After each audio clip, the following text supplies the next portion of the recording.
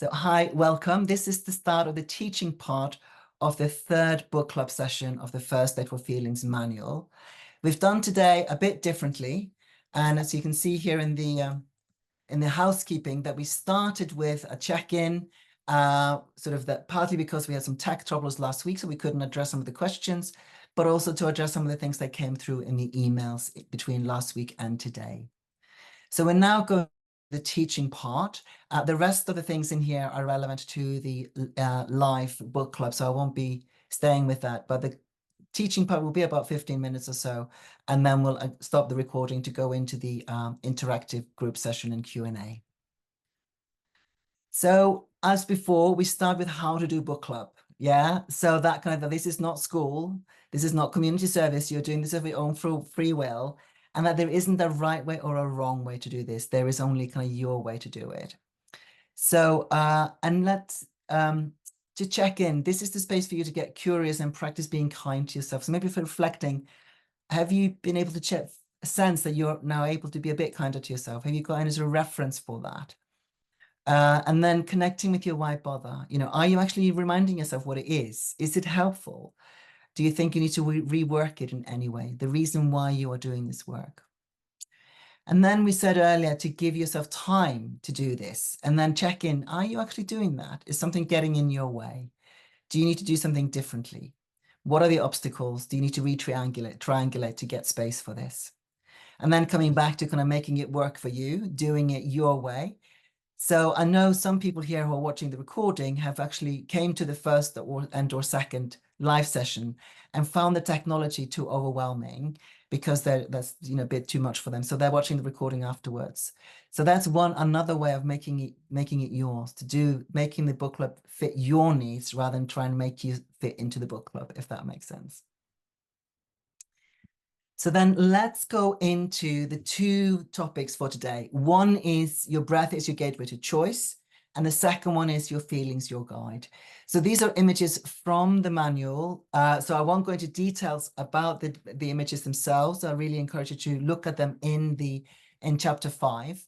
But it's about really recognizing those two states that the body is always running, the stress state and the maintenance state. So in sort of common parlance, we talk about fight, flight, and freeze as a shorthand for the stress state.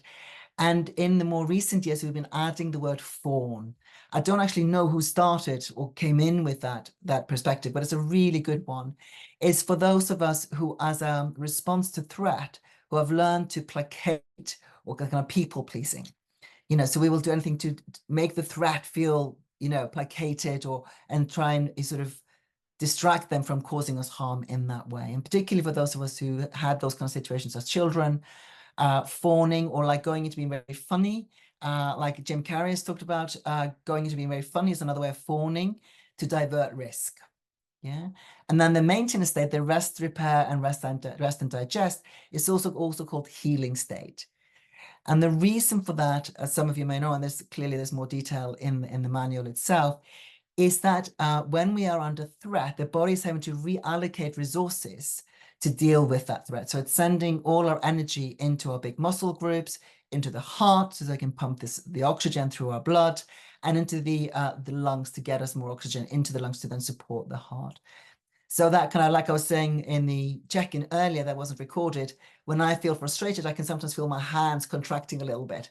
It's almost like that mini movement so almost like go into fight response. Obviously, I don't punch anybody, at least not yet, but that kind of sense of that's the body doing its preparation for potential threat coming in. And then in terms of the kind of what happens in the body with that, in order to get those results, in order to get that energy into those big muscle groups and into the lungs and the heart, we're having to take that energy away from somebody. From somewhere. Sorry. And like anybody's had to do household budgeting, that if a big bill comes in for this, then you don't, pay for the repair on the roof just yet. That you have to sometimes defer maintenance to deal with emergencies. Now that's great if the emergency is acute, and so it's acute stress, but if it's happening all the time, so it's gone to chronic stress, or even the kind of medical term, which is allostatic stress, where it's become illness, actually what's happening there is that over a period of time, there is no maintenance happening or very little maintenance happening. And that's when things start to break down. And this is what I work with a lot in terms of the pain, fatigue, stress, and anxiety that I support in the consultations that I do, is actually where, for a variety of reasons, physical, mental, social, people have gone into that allostatic stress state and the body's got stuck there. So what we want to make sure is that you're able to move between the two. And why is this relevant for choice? Well, it is because, guess what? When you're under threat, when you think there's a tiger, or the body thinks there's a tiger coming, analyzing whether that tiger is at breakfast, like we talked about last week, relevant. So it takes your top scoop offline. Remember that 3-scoop ice cream? Yeah. And amp the threat up even more, and it takes out the group scoop. So I don't know if you remember the, you know, if all scoops are aligned, we're able to see the bigger picture. We're all in this together. When we've lost the top scoop, we're down into us and them. And then if we lose the group scoop, it's me versus the world. And that's when we can't, for the life of us, remember why we married this person. They're just, you know, or, you know, we hate everybody. Everybody's against us. All of that kind of generalizations of everybody, nobody. That's definitely crocodile language. And of course, in that state, there is no energy left over for immune system or digestion or, you know, detoxing. So when we're able to work with that in any way, any little gain gives us a little bit more power to the brain. And guess what? If we're able to just get enough power to get the top scoop back online, we're able to see the bigger picture. We're able to see more choices. And we'll be talking about choices more. This, you know, it's the next book club or the book club after, where we go really into detail about choices. So we will do that more thoroughly. But for now, just playing with this idea that with your breathing, you can actually affect how much of your brain is available to you. And even on a very microscopic level, when you're breathing in, what's called the sympathetic nervous system, which is a long word, you know, long word for the stress state. When you breathe in, that state is activated. When you breathe out, the maintenance state is activated. So even on a very minor level, you're clicking in and out of the system with every breath you take. And so when you're able to manipulate that in some way, guess what? When the out breath is longer than the in breath, you're hanging out longer in the maintenance state than you are in the stress state. So on a very basic level, like when we're talking about breathing into this, you know, to count of 3, breathing out to the count of 5, you're spending to the count of 2 longer in the maintenance state than you are in the stress state. And that's just enough, just a little bit to tip in your at least group scoop or even your top scoop. So you're then able to go, actually, I do have more choices than I realized. So that's the breath is your gateway to choice. There is nothing as quick and fast acting as your breath. And the beauty of it is, like I think I said last time, because the breath is always in real time. You can't stash up on breath for next week. You can't catch up from last week. The breath is ever only here now. And so that's what makes it so powerful. And of course, wherever you go, you're breathing. So you don't have to have any fancy piece of equipment. Well, most of us don't, in order to be able to breathe. And you don't need to buy any apps or anything. You can literally use what is already within your body to help you do that. So in the chapter, we talk about lots of different things that help you with getting familiar with your breath, getting playful with your breath. And I think I really encourage you to play around with that between now and next week as well, just to see. I think it's playing an instrument for me. It just feels magic. I love it. And I hope you have some fun playing around with it. Now, before we go into feelings, and feelings are your guide, I just want to say a note on trauma. So you notice that I write trauma with 2 types of T. There's a capital T and there's a lowercase t. And then I've got ACEs. So if we stay with the trauma, capital T trauma is the kind of trauma that we all sort of culturally understand to be traumatic. Earthquake. If I talk about Iceland, earthquakes and volcanic eruptions, or, you know, when there is an accident or then there's an assault, or these kind of things, we all understand them to be traumatic. Funnily enough, I worked with somebody who went through a big earthquake in Bali some years ago, and for her, that wasn't traumatic at all. So it's very interesting that when we look at the level of individual, for some of us, some things are not traumatic at all that others find really traumatic in those kind of big capital T events. The lowercase t is the kind of trauma that tends to go under the radar. It's something that may not be, as obviously traumatic for other person. It's something that people may dismiss or minimize, like being bullied, having, body image issues, finding yourself in situations where you feel basically threatened in some way. And if that isn't supported and resolved, if you're not able to complete that experience in that moment, it embeds in the body and manifests as a trauma. And it tends to refer to as lowercase because we don't treat it as seriously as capital T trauma, but actually in terms of, and research shows this, in terms of the impact on the body and on the psyche and our physical and mental health, the impact is the same. There's no difference to the body and your mind between capital T trauma and the lowercase t trauma. If anything, the impact of lowercase t trauma is bigger because there's a secondary impact in that it's not recognized.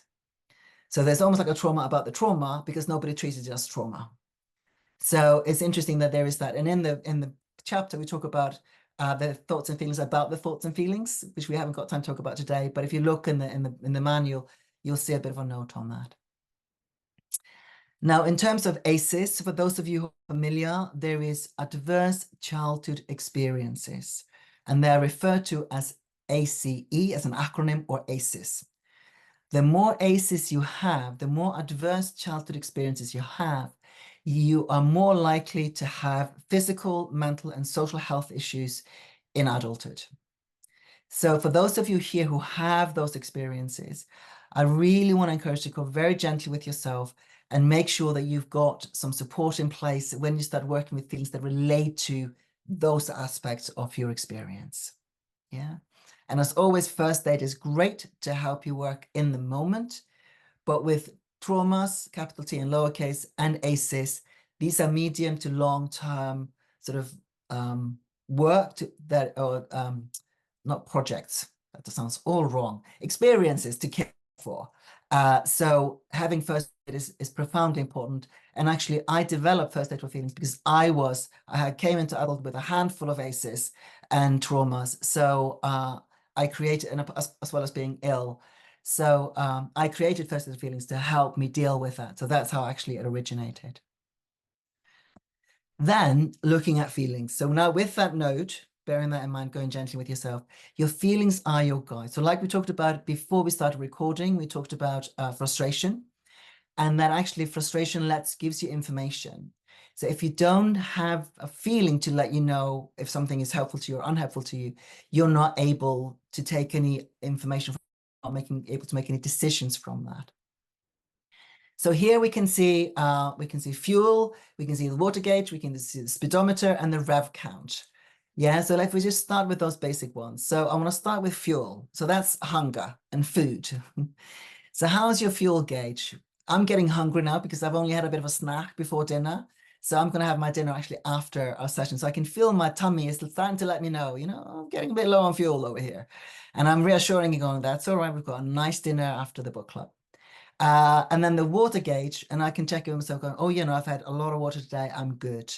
But that kind of letting you know. And what lets you know you haven't had enough water? Well, guess what? You're thirsty. And actually, often we mistake hunger for thirst. So if you're feeling hungry, start with having a glass of water and see how you feel. Then if we look at the speedometer, so whether you're traveling in miles or kilometers, because I know we're going cross countries here and different sort of units of measurement, getting curious about, well, what is your speed? Do you tend to hang out 100 miles an hour, 100 kilometers an hour? Or do you find yourself being very slow and sluggish? Is your speed appropriate to where you're at? If you're driving down the motorway at 5 miles an hour, that is not a good idea. So, there's the whole thing about slow down and be all slow. Sometimes that is not the way to go. The main thing is to check, is your speed appropriate to your context? So I know for myself, I find, or what lets me know I'm speeding is I start bumping into door handles. Then I'm like, okay, that's when my mind is traveling faster than my body is capable of. So that's like, that's my body letting me know I need to slow down my mind so that my body can catch up. The rev count is in terms of effort. So anybody here who knows how to drive will know if you try and drive at 70 miles or 70 kilometers an hour in third gear, the engine is going to struggle. It's just going to be, you can do it, but it's like, there's a lot of fuel that goes into that kind of driving. So what helps you go up a gear, or can you slow the speed down so that you can match your gear to your speed?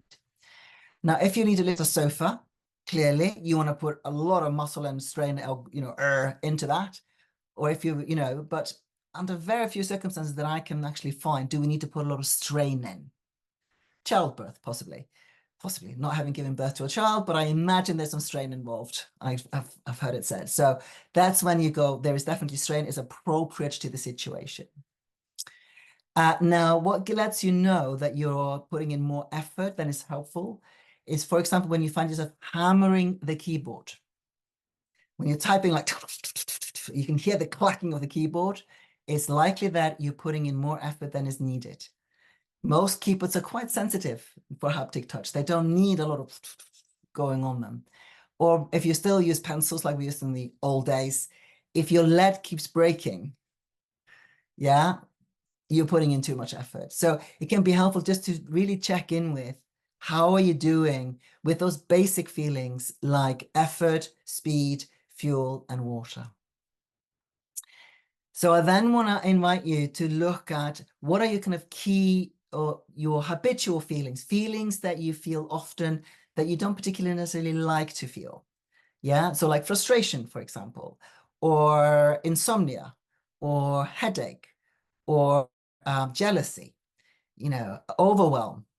Some feelings that you may not necessarily like, but my invitation to you is to actually see them as indicators in your dashboard.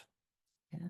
So it's a bit like, the brake fluid light. That's a pretty serious light. If that's blinking, you get to a garage or you want to stop the car, But if it's a bulb that's out, maybe keep going for a while and then you get the bulb fixed, So really getting a sense of some indicators may be more serious or more significant than others.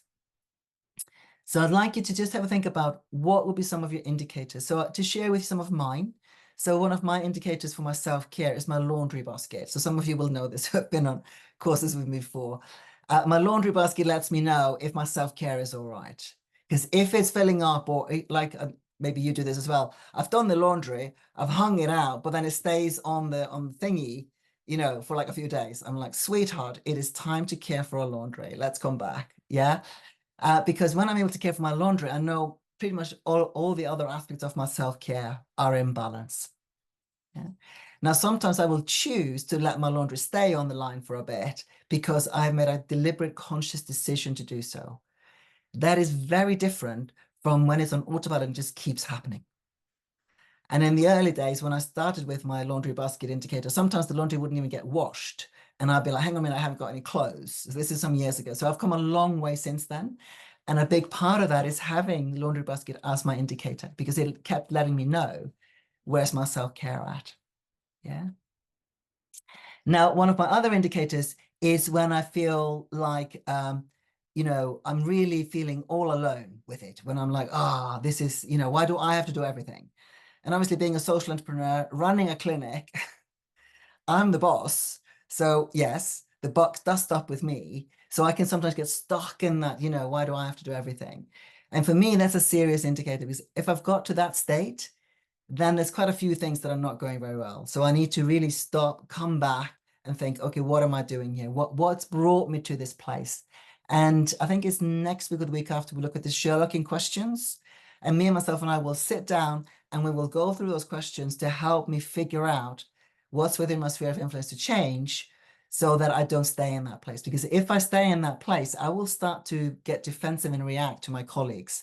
And that's not good. So that's why I think that's more of a brake fluid light for me, whereas the laundry basket is more like a bulb. So it might be interesting just to think about what could be some of your indicators, maybe thinking one or two or three feelings that you find yourself feeling maybe more often than you would like, maybe feelings that you are really fed up of feeling, like, why am I still feeling this way? So really giving those feelings a bit of a chance because clearly they're knocking on your door. They're wanting to get your attention. And it's likely if they're showing up quite frequently that they've got something important to say. And if it's about blaming other people or like, your spouse is, just impossible, I challenge you to maybe get curious about maybe there's something there for you in that feeling, in that experience. All right. So that, and again, this is in chapter 6. So you will see more about those. You can read more about sort of the back detail around the dashboard and your feelings in that way. And the thing about it is, when you use your feelings as your guide, it's a bit like a sat nav or a compass. You know, you can use it to guide your next choices. You can use it to guide how you do your day. It's a bit like, you know, so you know what you can use as a reference.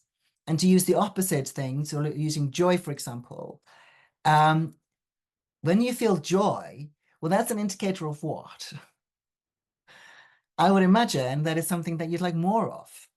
This gives me joy. Oh, great. Let's bank that and say, you know, let's have more of this. Or if you feel contentment, it's like, contentment people tend to report contentment as oh, I'd like more of that feeling. It's like, oh, what were the conditions? What were the causes and conditions for contentment? I'd like to get more of that place. If you didn't have joy, if you didn't have contentment, if you didn't have pleasure, I think very few of us would have sex if we didn't have pleasure. If you didn't feel love, you know, there's lots of things we would miss out on. And so that kind of recognizing that actually all of these feelings, the positive, the negative, the nice to experience, the not so nice to experience, they are all here to help us navigate our way through our moment, through our day, all the way up to our life. And really recognizing that there is something really quite magical and I think really quite clever in the kind of invention of feelings. I think without feelings, a life would be very bland. So then let's get curious. We're coming to the end of the teaching part here. So let's get curious. So first of all, what lets you know, or how does your body let you know that you're in a state of stress? Remember, it's a physiological response. So like I've described how my hands can sometimes contract or my shoulders get hunched over, my breath becomes more shallow. I get a bit of a furrow in my brow. So for you, what lets you know that your body is in state of stress? Yeah, because that's your A in the APC, that's your awareness. Then the second one, we were looking at that in our interactive session after here in the non-recorded part. So what's the state of the relationship with your feelings? How would you describe your feelings? So how would you describe the relationship? So today I describe my relationship with feelings as sturdy and loving and playful and oh so important. Me and myself and I have such a good relationship. We're such good mates. And it's such a lovely place to be, even when I'm struggling and having a hard time. And sometimes when I'm really not liking what I'm doing and we have to call a meeting, it is actually the relationship itself feels really lovely. And it definitely wasn't like that. It was like resentful, angry, you know, I had lots of feelings that were really uncomfortable and back in the day before I actually looked at this relationship seriously and decided I didn't decide, I just realized, hang on a minute, I am the only one that is with me every breath of every day of all the days of my life. Not my parents, not my siblings, not my partners, children, colleagues, nobody is with me 24/7 apart from me. So surely, that is the key relationship I need to take care of. And then what are your key indicators and how do you recognize them? So for those of you who are watching this on the recording afterwards, take a moment to reflect on those questions, write them down, talk about them with people that you trust, and so to get a sense of how are you going to answer them and what lets you know, maybe if you're feeling resistant, maybe there's some clue in there as well. So resistant could be an indicator. And as always, getting curious, going, oh, I wonder what I'm resisting here. So as always, of course, you're welcome to get in touch and we can take it from there. But for now, thank you for watching, and we're going to go on to the end of teaching. So if you could turn off the recording, please.